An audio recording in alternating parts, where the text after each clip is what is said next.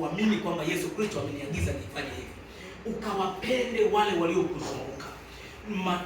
Mapendo utakayoyaonyesha kwa watu waliokuzunguka ndio yatakayoonyesha wewe unaliamini jina la Yesu. Lakini upendo huo ni nini? Anasema hauwezi kuhesabu mabaya. Leo hii wapo watu wengi makanisani, wapo watu wengi kwenye jamii, hawezi kuhesabu mabaya ya mtu. Yeye atasema bwana, na wewe ulinifanyia hivi juzi, mimi sikubali. Hapana, Biblia inasema upendo hauhesabu mabaya. Lakini Biblia inasema upendo wenyewe huvumilia. Leo hii tunaona watu wengi wanaosema wanavumilia, lakini unamtazama hana nguvu ya uvumilivu. Kwa nini? Kwa sababu hakuna tunda la upendo ndani yake. Haya matendo yaliyozungumzwa hapa ni matunda ya mtu mwenye upendo ndani. Mtu mwenye upendo ana nguvu ya kuvumilia. Hebu sema, Bwana Yesu nipe nguvu ya kuvumilia.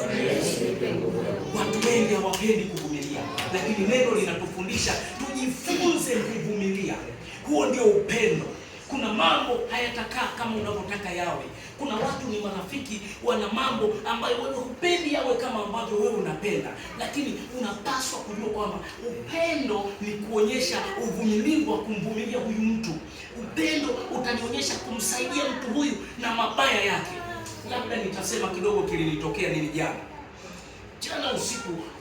Mke wangu anafahamu, kuna mtu akatumia namba ya kijana wangu akaomba fedha kwangu. Alipoomba fedha kwangu, nashukuru Mungu alinisaidia.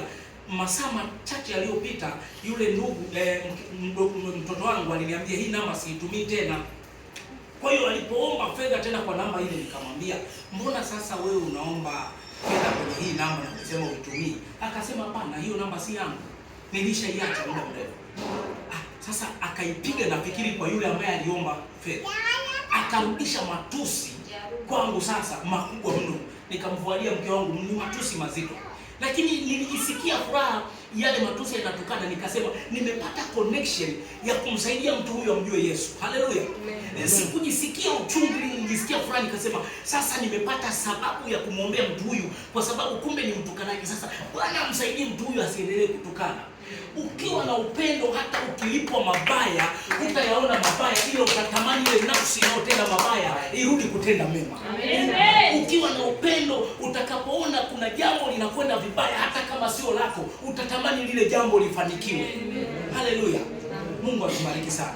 Hatuna muda mwingi wa kusema, lakini nataka utoke hapa na upendo, ujifunze kuwapenda watu. Lakini pia niseme kwa sababu ya Susan, upendo wake mkuu alionyesha kwa ajili ya kutukusanya mahali hapa. Wangapi wamepata chakula? Kila mtu amepata, kila mtu amepata maji ya kunywa, kila mtu amepata juisi, matunda. Ni upendo ulio ndani ya mtu unatengeneza mazingira ya kuwafanya watu kuwa na furaha. Ninaamini leo kila mtu ana furaha mahali hapa. Bwana Yesu asifiwe sana. Sasa tunajifunza nini? Bwana nikafundisha upendo, na wewe nenda kayaishi haya. Kuna watu fulani wako jirani yako, ukipata kajuisi siku unasema nakaela kajuisi, kunywa pamoja na rafiki yako. Haleluya. Kuna wengine tunakuwa na vitoto kama hivi viko karibu na nyumba zetu kule tunaishi. Wewe una chakula kingi, tengeneza mahusiano. Kuna siku naambia naomba watoto hao waje wale na fulani, mtoto wangu nyumbani. Yule mtu unayemfanyia hivyo anajiuliza, anasema huyu mtu amepata nini? Ana nini huyu? Mbona anaonyesha? Unajisikia vizuri unapo. Kuna watu leo hawezi kukaa na jirani yake na kuzungumza, kwa sababu tu jirani yake ni mtenda mabaya. Upendo hauzungumzi hivyo. Yule mtenda mabaya wewe ndio umkumbatie sana, maana Yesu alikukumbatia sana wewe mtenda mabaya, na leo ukapona ukawa mtenda mema. Haleluya. Mungu atubariki sana. Basi kwa maneno ya machache nitoe shukrani kwa Susan